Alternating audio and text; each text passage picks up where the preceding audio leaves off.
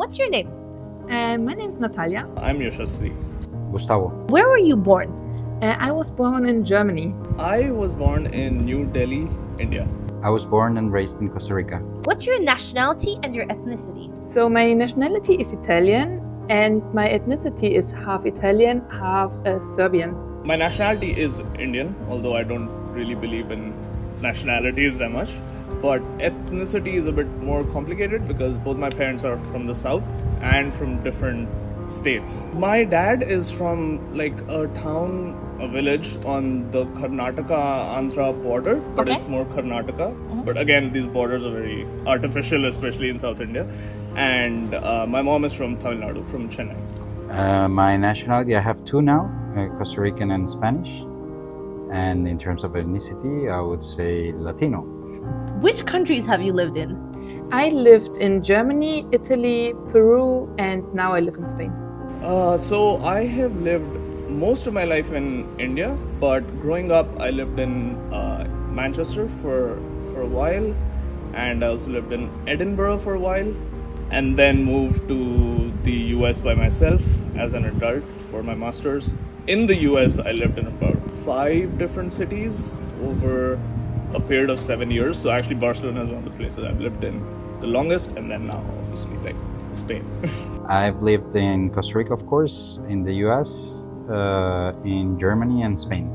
What languages do you speak? I speak obviously German, obviously English, Spanish, Italian, and Serbian. 4 languages now, hoping to grow that number. English, Hindi, Telugu, and a little bit of Spanish. Spanish, German, English, and Catalan now that I live here. What is a controversial decision that you made that you stand by? I have something very controversial and spicy and juicy for you here. So I'm from India, and my long-term serious girlfriend is Pakistani. India and Pakistan have been in a permanent state of potential nuclear war since the birth of the countries. I don't believe in borders, and we're literally the same people. Very controversial among my family, friends, everyone. But yeah, it is what it is. You have to take it or leave it. What stereotypes or misconceptions have you faced? A couple of examples come to mind. I used to live in Madrid, and I heard some bad comments about Latinos in general and me being Latino. What is I remember at one stereotype? point having a boss that told me that I wouldn't go long in my career because I was Latino. Oh my God. Particularly maybe in that particular industry, I don't know. Anyways, that I think I proved him wrong. From my point of view, I've tried to be a little bit open in that sense. I think the biggest cultural shock for me was moving to Germany.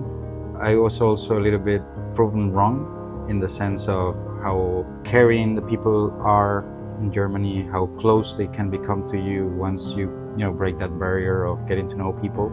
I guess once I became fluent enough in the languages when I started experiencing this, and breaking those barriers of becoming friends with people. And I have friends over there that are still friends after 20 years. What part of your identity did you struggle the most with growing up?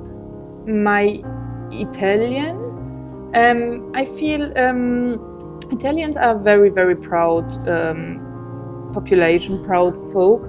And if you're not completely complying to the image they have, it can be difficult. So often when we travel to Italy, like not with my family, but with people we met there, and they heard that my sisters and my Italian was not on a super native level. They were a bit like a bit looking down on us. So yeah, I would say from one side the Italian, from the other one, growing up in Germany, when people look at me, they don't know that I'm not ethnicity-wise not from there, but they can tell by my name. One of the first questions when I meet a person for the first time and when I present myself are, where are you from? The person isn't talking to you the way they would talk to another German person. Tell me one thing about yourself that nobody would have guessed. Maybe there's one thing that most people find funny. I never tell people who I vote.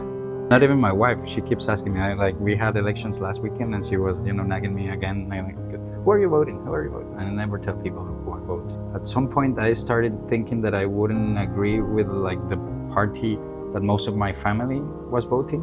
So I wanted to avoid the conflict. And ever since I decided I'm never going to tell people who I vote.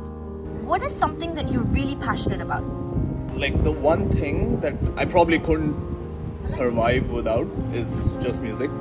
I love listening to music. My first love is metal, but I listen to the entire range of everything from like Bolivian folk music to Balinese metal, To me, music is a way to explore different cultures that I can't necessarily see in person or go to in person. Like I probably can't go to Afghanistan right now, but I can listen to Afghani folk music, and that itself is a big part of absorption of a culture. Okay, so do you feel like you're more inclined to make friends with people who are also multicultural like you? Honestly, I think so. I mean, I would never say that I would exclude anyone just for being like purely from one culture, but I do feel you connect on a different level. So, for example, just recently I met someone who actually shares the same, exactly the same background as I do. So also, he grew up in Germany.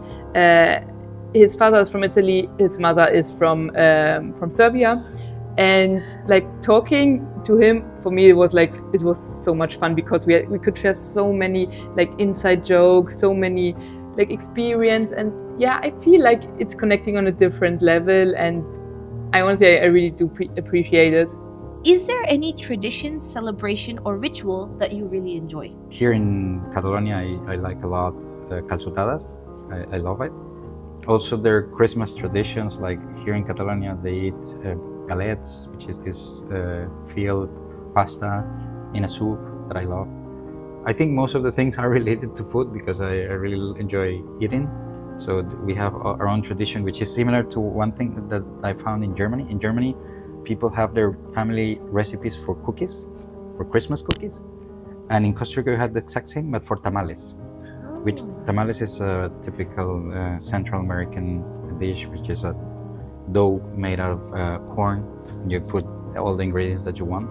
And in Costa Rica, it's also a family tradition that you have your own recipe. When you prepare them, you prepare larger amounts so that you can share them with your neighbors, family, and so on. And they give you theirs. So you exchange tamales, you try out the ones from the other people. That's so interesting. In Germany, you have the exact same thing. And the thing that they have in common is that they never share the recipe outside of family. Who is one person that has really impacted you and why? My parents, definitely. Both of them moved to Germany for economic reasons. They were really young when they moved, and they met in Germany, so they didn't know each other before. And I'm so impressed how they managed to build their life, really both coming with no means to Germany in a country that's maybe not the most open country for people, learning the language, a very hard language, and in the end, me, my sister, we really grew up in a stable environment, and I'm so grateful for that. And especially now, me myself, that I moved to another place and I experienced some struggles, and I knew the language at least before I knew English, so it was a lot easier for me. So I really appreciate the struggle and the effort my parents went through. What is a deal breaker for you in a partner? I think the number one deal breaker is just be brutally honest. Brutal honesty, always at all times. Don't care about my feelings. Just be brutally honest. Okay. And I will be the same.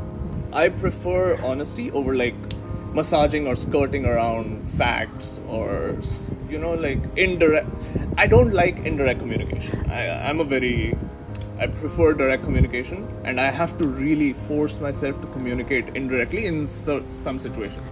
I don't know how to say. I don't know if there's a way to say it in English, but in Hindi, घुमा फिरा के बात करते हैं. They talk in circles. Beat around the bush. They talk in circles. Yeah, a lot. So that's a huge part. What is one cause that you are really passionate about? Equality, What- especially social equality. You know that there's no big difference between rich and poor, and that the people that are more fortunate in life, that they contribute with their fair share. So how do you contribute to that cause? Definitely with the way that I vote, and second, I'm 100% on board with, paying fully my taxes, my share of taxes, which I think is one of the best ways to handle inequality and try to balance it out. What is a deal breaker for you in a partner? I know for me it also will depend where my potential partner is from, but if we can't align on how we will raise our kids language-wise and culture-wise. So I mean, I also don't want to put too much effort on my future kids, but for me it's important that they learn my languages.